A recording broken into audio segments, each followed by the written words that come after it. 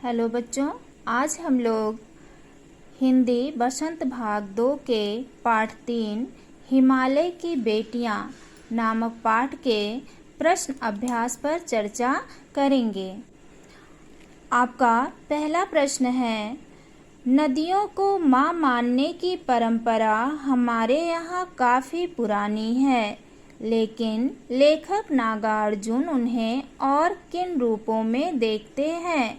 हमारे यहाँ नदियों को माता का दर्जा दिया गया है, लेकिन इस पाठ में लेखक नागार्जुन जी ने नदियों में और अन्य रूपों को देखा है।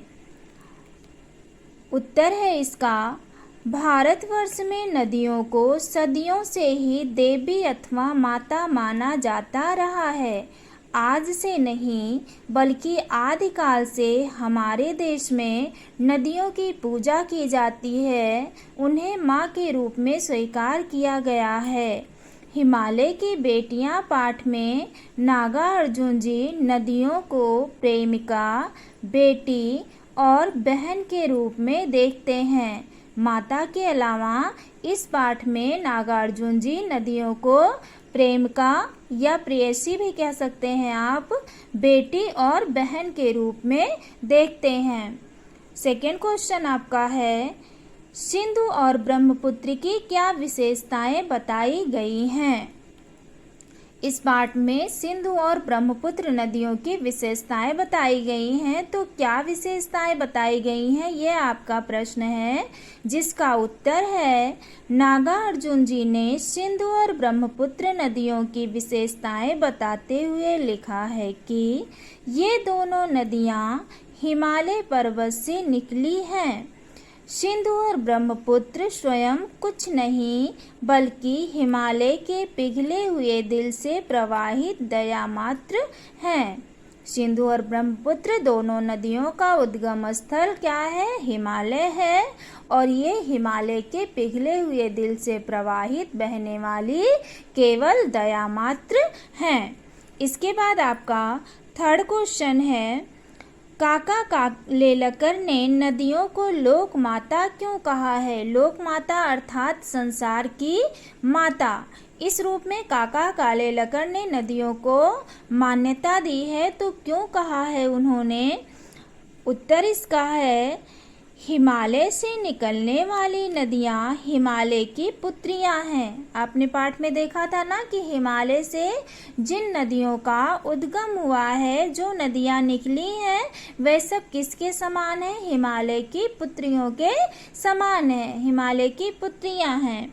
हम सब नदियों की संतान हैं, और हमारे देश में जितने लोग भी निवास करते हैं वे सब क्या हैं? नदियों की संतान हैं।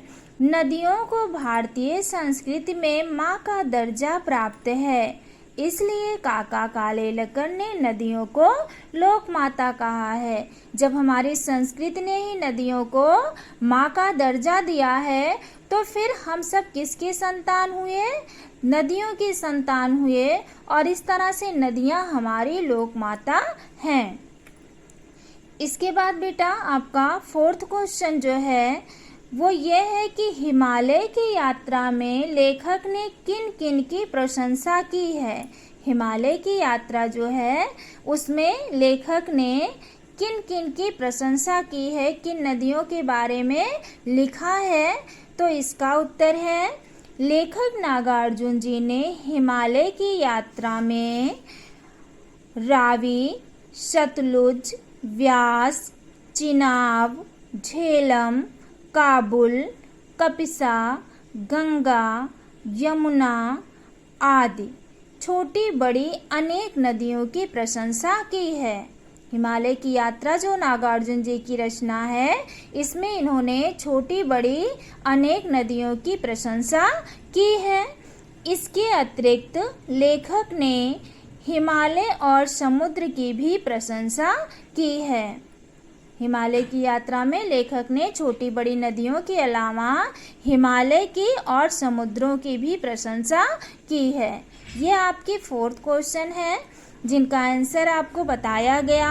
फिर इसके बाद आप लास्ट में लेखक का नाम जरूर लिखेंगे और फिर समाप्ति सूचक चिन्ह लगा देंगे। आपका ये चैप्टर क्लोज हुआ। नेक्स्ट वीडियो में हम लोग ग्रामर पढ़ेंगे। धन्यवाद।